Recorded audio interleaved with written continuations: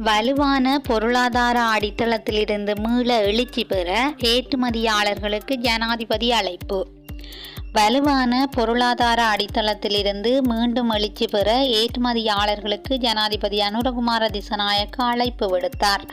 மிகவும் வலுவான நிலையிலிருந்து சந்தையை கைப்பற்றும் சவாலை நாம் எதிர்கொள்ளாததால் வேறொரு தரப்பிலிருந்து ஆதரவை பெற வேண்டியிருந்தது என்பதை நினைவுபடுத்திய ஜனாதிபதி, தற்போது உள்ள பொருளாதார ஸ்திரத்தன்மையில் கைத்தொழில் அமைக்கப்பட்டுள்ள அடித்தளத்திலிருந்து மீண்டும் எழுச்சி பெற தனது அரசாங்கம் ஆதரவு வழங்க தயாராக இருப்பதாகவும் தெரிவித்துள்ளார்.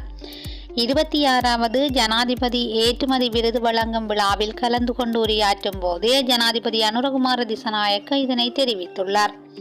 இலங்கை ஏற்றுமதி ஊக்குவிப்பு சபையினால் ஏற்பாடு செய்யப்பட்ட 26வது ஜனாதிபதி விருது வழங்கும் விழா நேற்றைய தினம் பண்டாரநாயக்க சர்வதேச மாநாட்டு மண்டபத்தில் ஜனாதிபதி அனுரகுமார திசநாயக்க தலைமையில் நடைபெற்றது.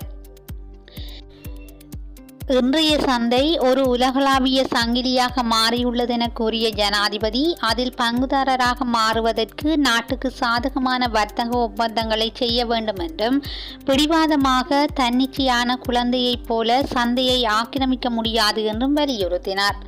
தரமான சந்தையில் நுழைவதற்கு தேவையான தொழில்நுட்ப ஆதரவை வழங்க தனது அரசாங்கம் ஏற்கனவே நடவடிக்கை எடுத்து வருவதாக ஜனாதிபதி கூறினார்.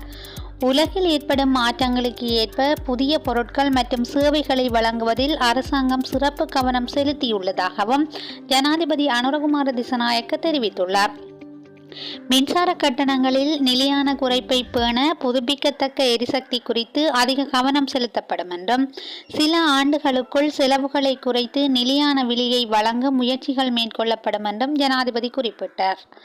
நாட்டின் பொருளாதாரத்தை மற்றுமொரு நிலைக்கு கொண்டு செல்ல அரசாங்கம் அதிகபட்ச முயற்சிகள் மேற்கொள்ளும் என்று ஜனாதிபதி மேலும் தெரிவித்துள்ளார். ஒரு சிறிய தவறு கூட பொருளாதாரத்துக்கு ஆபத்தான அடியாக அமையக்கூடும் என்பதால் பொருளாதாரம் தொடர்பான முடிவுகளை எடுக்கும் போது மிகுந்த கவனம் செலுத்த வேண்டும் என்றும் ஜனாதிபதி அனுரகுமார திசநாயக்க வலியுறுத்தியுள்ளார்.